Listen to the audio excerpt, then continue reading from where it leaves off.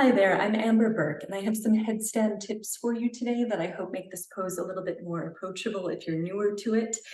Do know, though, that headstand is a risky pose. If you're practicing it today, you're practicing it at your own risk. Please make sensible decisions for yourself about what's right for you today. Okay, my first tip is not really mine, it's Iyengar's. He recommends in light on yoga that we get good at this pose right at the corner of a room. This way we're stabilized by two walls when we go on up. I've already got my mat set up in the corner of the room, and I've actually folded the edges of the mat over, folded the edges of the mat under, I should say, to make this triangular shape. And that's going to give me a little bit of extra padding for the crown of the head, which I do appreciate in this pose.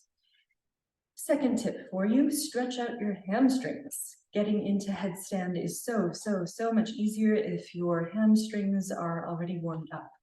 If you haven't warmed up yet, please do stretch your hamstrings now, doing poses like Supta Padang sirsasana to get your hamstrings ready to go. Okay, lastly, let's talk about what the hands and elbows, forearms are doing in this pose.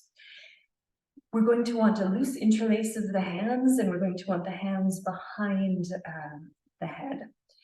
Some weight is going to go here at the crown of the head. The crown of the head is that point on your skull just up from the tips of your ears. Initially, we don't want very much weight at the crown of the head, maybe 20–30% of the body's weight initially could go there. Most of the weight, though, will go on our forearms as we're building our strength in this pose. And as we get more comfortable in this pose, we can gradually take more and more weight into the head. What are the elbows doing? We want to keep the elbows drawing in to some extent. We don't want them to widen too far away from each other. Think about a tripod. If you've got the legs relatively close, maybe the tripod is steady. If you take the legs too far apart, maybe the tripod flops over. Don't be like the tripod that flops over. Keep your forearms at this kind of right angle distance from each other. And we can get quite precise about the hand position. We can imagine that we're holding an invisible egg between our hands.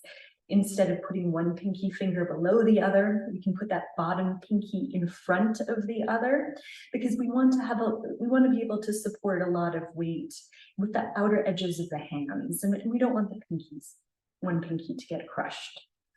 The weight's going to be in the outside edges of the hands, and the hands are going to stay rooted. They're not going to flop over like this. They're going to stay steady.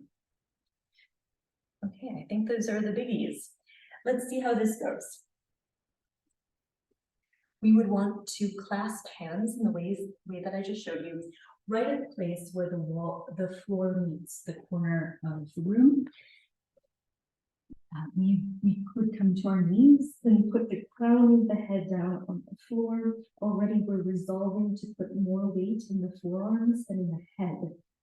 Then we'll curl the toes in under us, and this is where hamstring flexibility is helpful, because we're lifting the heels up and we're tiptoeing the feet a little bit closer to the nose. We're trying to come up onto the toes and move the hips back closer to the wall behind us. In fact, we might walk the feet just so close to the head that the toes really get light on the earth, and we can just pick them up. I'll show you that again. Toes are down, but look, my hips are coming so far up that I can just lift the hips and bring the feet to the wall. I'm pressing down with my forearms. I'm drawing the lowest front ribs in, and then I can walk my legs up the wall. Heels climb up toward the ceiling. Forearms are still rooted. I might even find that I can balance without the support of the wall. When we're ready to come down, we want to come down as lightly as possible, with as much control as possible. We can take a pause in child's pose. And then when we're ready, we come back up and we check in with ourselves. We evaluate what just happened. How did that feel? Thanks for practicing.